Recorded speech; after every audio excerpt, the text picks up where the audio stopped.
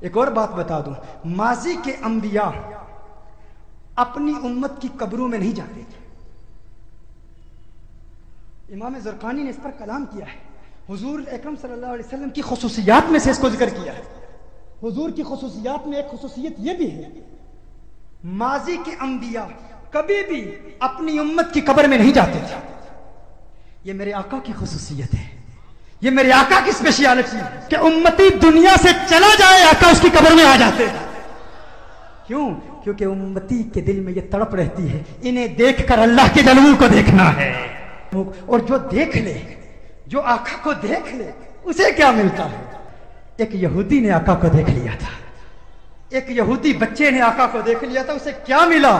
ایک یہودی غیر مسلم بچہ ایک مرتبہ اس نے مدینۃ المنورہ میں کونین کے والی صلی اللہ علیہ وسلم کے حسین چہرے کو دیکھ لیا، آقا کے حسن کو دیکھ لیا، چہرہ والضحیٰ کو دیکھ لیا، آقا کی زلفوں کا اسیر ہو گیا، آقا کے پیار کو، آقا کے عشق کو، چہرہ والضحیٰ کو، چہرہ یار کو آئینے دل میں یوں اتار لیا، دل کے آئینے میں یوں اتار لیا کہ آقا کی عشق میں، آقا کی محبت میں ہر وقت روتا رہتا، گریہ زاری کرتا، آقا کو یاد کرتا. ماں باپ کا اکلوتا بیٹا تھا، ایک ہی بیٹا تھا، یہودی تھے ماں باپ اس کے، خود بھی یہودی تھا. ایک مرتبہ آقا کے حسن کو دیکھ لیا، اس کا سودا ہو گیا، بازار مصطفیٰ میں آقا کا دیوانہ ہو گیا، آقا کا عاشق ہو گیا. ماں باپ کو بتایا نہیں، ماں باپ کو اطلاع نہیں دی کہ میں حضور کا عاشق ہو گیا ہوں، حضور سے محبت کرتا ہوں. چپ کے گھر سے چھپ کر کسی بہانے، کبھی بکریاں چرانے کے بہانے مدینۃ المنورہ میں آقا کے حسن کو تلاش کیا کرتا، کبھی مسجد نبوی شریف کے دروازے سے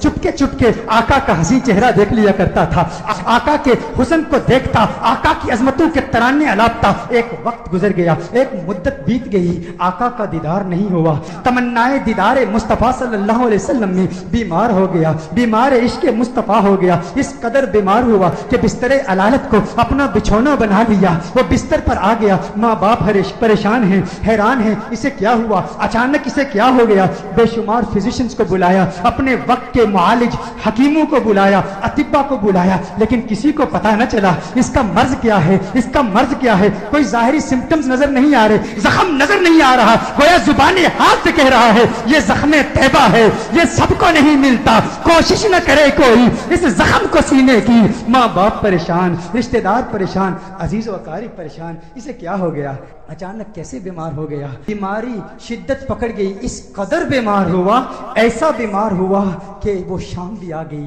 جو اس کی زندگی کی آخری شام تھی. اب آواز اس کی بہت کمزور ہو چکی تھی، بہت پست ہو چکی تھی. چاہتا تھا کسی طرح مدینے والے کا دیدار کر لوں. یہودی ہے، ابھی تک ایمان نہیں لایا، آقا کا دیدار کرنا چاہتا ہے.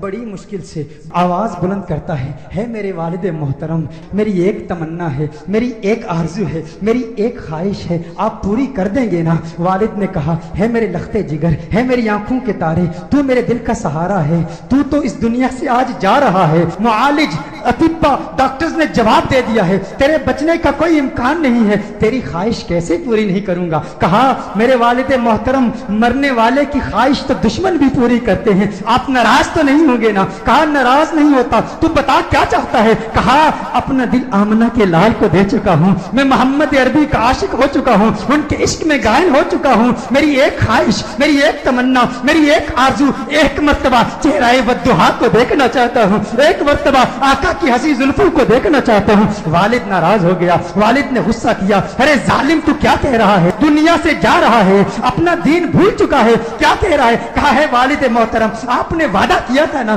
آپ نے کہا تھا میری آخری خواہش پوری کریں گے. والد نے کہا میں نے وعدہ کیا تھا، تو میرا اکلوتا بیٹا ہے، تیری خواہش پوری کروں گا. آقا کی بارگاہ میں پیغام پہنچایا گیا، رسول اللہ صلی اللہ علیہ وسلم کی بارگاہ میں پیغام پہنچایا گیا. ایک یہودی ہے پر ہے آپ کا دیوانہ، آپ کا عاشق ہے. میرے آقا رحمت للعالمین ہیں، وہ ساری کائنات کے لیے رحمت ہیں، فقط مسلمانوں کے لیے رحمت نہیں، وہ ہر مذہب سے تعلق رکھنے والوں کے لیے رحمت ہیں، فقط انسانوں کے لیے رحمت نہیں، وہ تو نباتات کے لیے رحمت ہیں، وہ تو جمادات کے لیے رحمت ہیں، وہ تو شجرات کے لیے رحمت ہیں، وہ تو جنات و ملائکہ اور ساری کائنات کے لیے رحمت ہیں. میرے آقا کا انداز دل برانہ دیکھیے. میرے آقا نے صحابہ سے فرمایا صحابہ اٹھو، ایک یہودی ہے پر مجھ سے پیار کرتا ہے، ہے, دنیا سے جا رہا ہے, اور اس کے پاس چلتے ہیں. میرے آقا یہودی بچے کے گھر میں چلے جاتے ہیں. وہ یہودی بچہ آقا کا انتظار کرتے کرتے اب اس کی آنکھیں بند ہو چکی تھی. والد اس کے قریب کھڑا تھا. والد نے کہا, ہے میرے لختے جگر, ہے میرے بیٹے, آنکھیں کھول, آنکھیں کھول, آنکھیں کھول, دیکھ تیرا پیار آ گیا ہے, دیکھ تیرا محبوب آ گیا ہے. ارے جس کے دیدار میں تو راتوں کو روتا رہتا تھا, آج دیکھ تیرا محبوب آ گیا ہے. اس کی جاتی ہوئی روح گویا اپنے محبوب کا نام سن کے لوٹ آئی.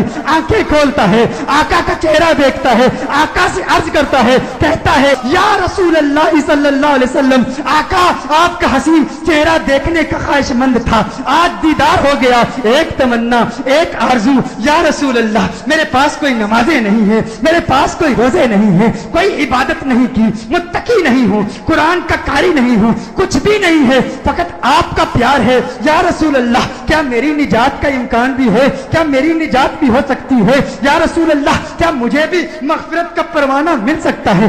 آقا نے ارشاد فرمایا, ہاں کلمہ توحید پڑھ, میں تیری نجات کی ضمانت دیتا ہوں. وہ آقا کے قدموں میں گر جاتا ہے, آقا کے قدموں میں گر کے کہتا ہے, منزل قبر سے لے کر دخول جنت تک آپ کی ضمانت پر کلمہ پڑھتا ہوں. کلمہ توحید پڑھتا ہے, جان اللہ کے سپرد کر دیتا ہے. والد نے کہا, اب اس کی میت مسلمانوں کی امانت ہے, اہل اسلام کی امانت ہے, اب اس کی تجہیز و تکفین کی ذمہ داری آپ کی ہے. جب جنازہ تیار کیا جاتا ہے اس عاشق کا, جب جنازہ تیار کیا جاتا ہے اس دیوانے کا, اس عاشق کا جنازہ مدینہ المنورہ کی گلیوں میں گھمایا جاتا ہے. ہر طرف اسی عاشق کا چرچا ہے, ہر طرف اسی عاشق کے تذکرے ہیں. مدینہ المنورہ کے مضافات سے لوگ جمع ہوتے ہیں اس عاشق کا دیدار کرنے کے لیے. ارے سنا ہے کوئی یہودی تھا, کوئی یہودی تھا, حسن مصطفیٰ نے اسے صحابی بنا دیا ہے.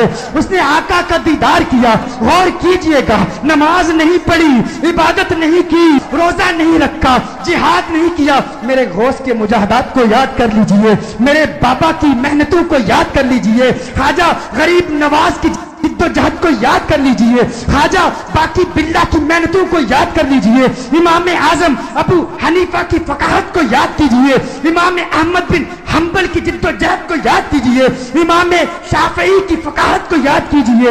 اماموں کی فقاہت, ہمت, جد و جہد, مجاہدوں, ریاستوں کو یاد کیجئے. وہ سب اس یہودی کا مقابلہ نہیں کر سکتے جو پہلے یہودی تھا اب صحابی ہو گیا ہے. ایمان کی حالت میں آقا کا دیدار کیا. یہ غوث اعظم سے بھی بڑا ہے, یہ خواجہ غریب نواز سے بھی بڑا ہے. سب دیکھنے کے لیے آئے ہیں, دیدار کریں اس صحابی کا جس نے فقط ایک مرتبہ آقا کو دیکھا اور ایسے بلند و بالا اور فو اعلیٰ مقام پر فائز ہو گیا. اچانک اس کے چہرے پر سے کفن اٹھایا جاتا ہے. صحابہ یہ منظر دیکھ کر حیران ہو جاتے ہیں کہ اس کے چہرے سے نور کی کرن نکلتی ہے, آسمان کی طرف پھیل جاتی ہے. سارے حیران ہیں. وہ صحابی جو پہلے یہودی تھا آقا کا دیدار کیا, ایمان لایا, اس کی میت مسکرا رہی ہے, اس کے چہرے پر, لبوں پر تبسم نظر آ. سب حیران ہیں. ایک عجیب و غریب منظر صحابہ نے دیکھا. صحابہ دیکھ رہے ہیں کہ آقا پاؤں کے پنجوں کے بل چل رہے ہیں, پنجوں کے بل چل رہے ہیں, آقا یوں چل رہے ہیں. صحابہ عرض کرتے ہیں, یا رسول اللہ صلی اللہ علیہ وسلم اس کی کیا حکمت ہے؟ آقا نے ارشاد فرمایا, عالم بالا کے فرشتے میرے اس عاشق کو دیکھنے کے لیے اس تعداد میں آئے ہیں, اس کثرت سے آئے ہیں, زمین پر پاؤں رکھنے کی جگہ نہیں ہے, پنجوں کے بل چل رہا ہوں. میرے آقا صلی اللہ علیہ وسلم اس عاشق کو جنت البقیع میں لے جاتے ہیں, خود اپنے ہاتھوں سے اسے دفناتے ہیں. صحابہ منظر دیکھتے ہیں, حیران ہیں. آقا بہت دیر لگا دیتے ہیں. آقا جب اس کی قبر سے باہر آتے ہیں تو آقا کے ماتھے پر پسینہ ہے. صحابہ عرض کرتے ہیں, یا رسول اللہ صلی اللہ علیہ وسلم آقا کیا ہوا, اتنا وقت کیوں لگا؟ آقا نے فرمایا, جب یہ اس دنیا سے گیا تھا مجھ سے وعدہ لیا تھا, میں نے وعدہ کیا تھا, میں نے کہا تھا قبر کی منزل سے لے کر دخول جنت تک میں تیری مغفرت کی ضمانت دیتا ہوں. کہا یہ بات سن کر جنت کی حوریں اتنی خوش ہوئی ہیں, اتنی تعداد سے آئی ہیں. جب اسے قبر میں رکھا گیا تو بے تحاشا اس کی طرف بھاگی ہوئی گئی ہیں اور اس کے چہرے کی بلائیں لے رہی ہیں. آقا نے ارشاد فرمایا, اس لیے دیر ہو گئی اور میرا پسینہ اس کے چہرے پر گرا ہے, میرا پسینہ اس کے چہرے پر گرا ہے. اب قیامت تک اس کا چہرہ مہکتا رہے گا۔